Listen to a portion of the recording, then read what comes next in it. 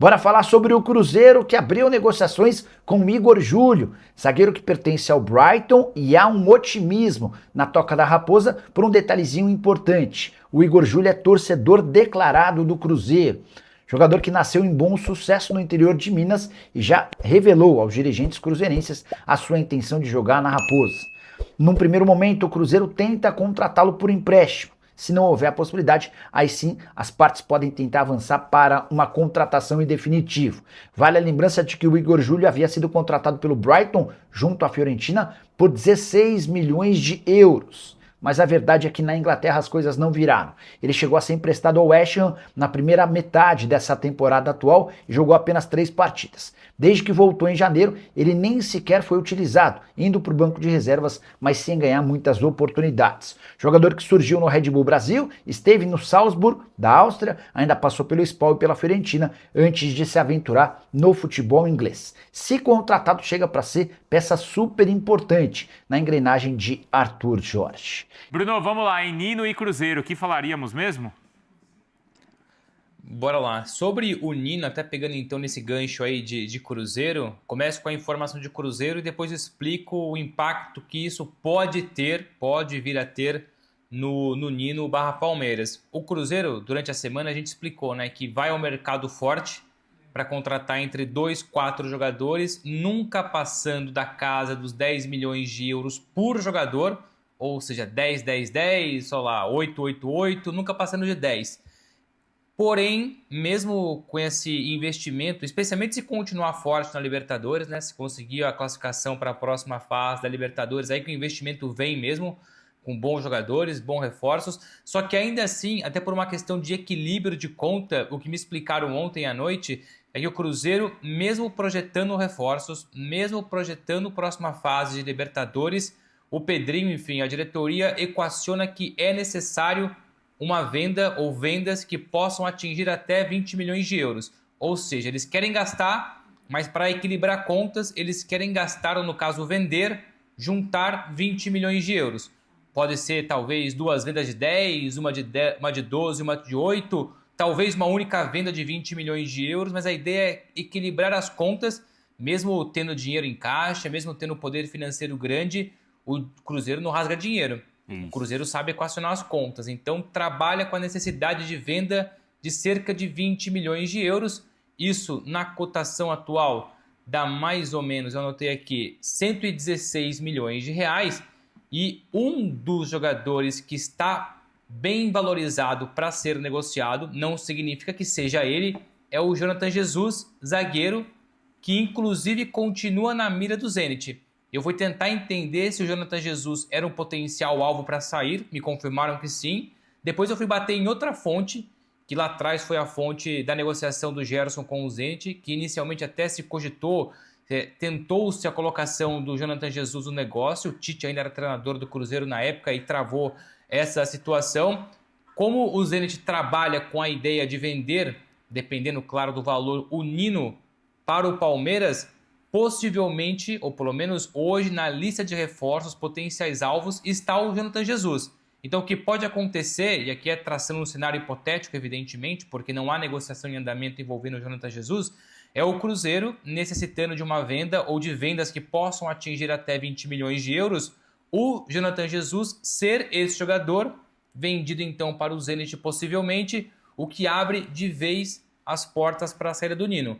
O Nino, já falamos aqui, né, que o Zenit estipulou hoje mais ou menos 20 milhões de euros preço de mercado. O Palmeiras trabalha com a ideia de 15, não pretende subir, mas está à espera aí da finalização da Liga Russa para tentar entender os próximos passos do Zenit, mas uma coisa pode puxar outra. Então é aquilo que o Cruzeiro trabalha para reforços, e depois eu posso até reforçar aqui quais são as posições, quais são os jogadores que já são equacionados internamente, mas também tem a questão da saída. O Cruzeiro não vai só comprar, o Cruzeiro precisa vender. E o Jonathan Jesus é um dos potenciais alvos no meio do ano.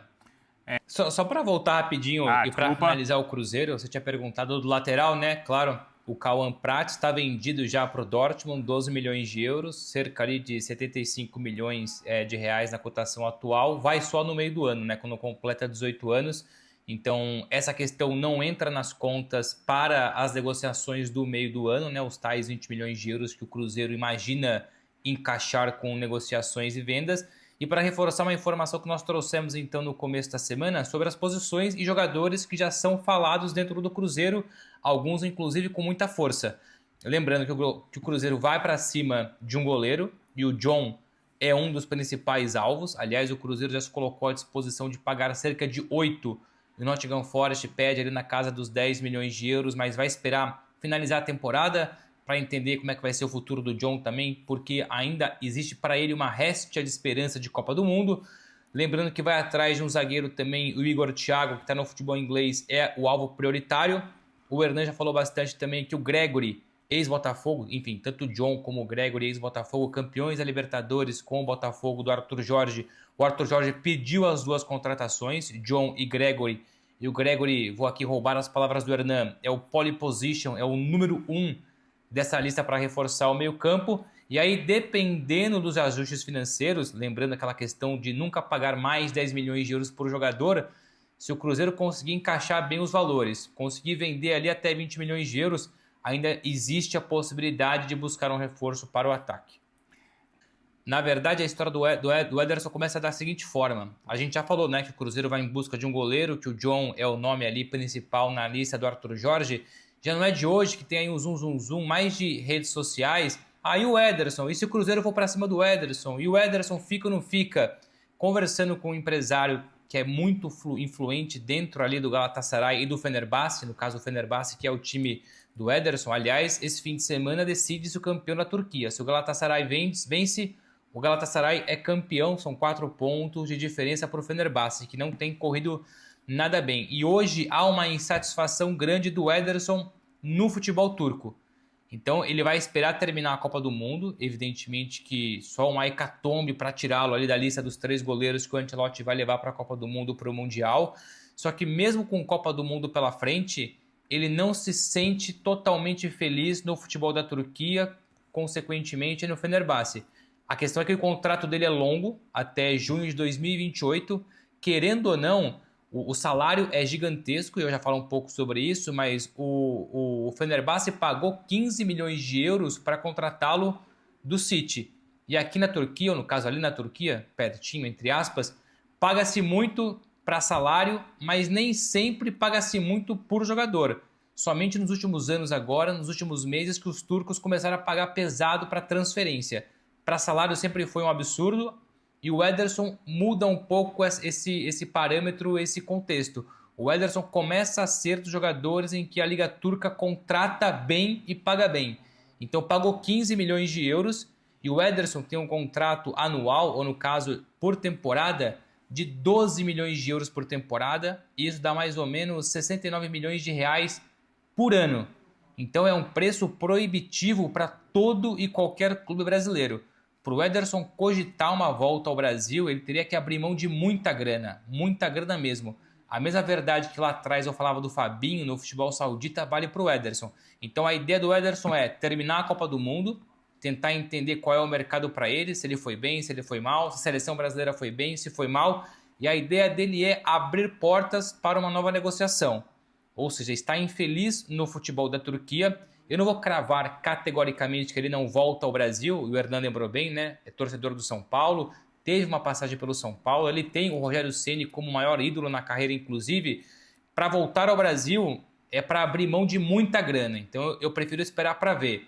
Mas aqui a questão é muito mais clara, que o mercado europeu é a opção mais viável, a opção mais válida, tendo em vista esse alto salário, 12 milhões de euros por temporada, e porque o Fenerbahçe também não vai facilitar. Pagou 15, depois de uma temporada, eu não vejo o Fenerbahçe vendendo muito barato o Ederson.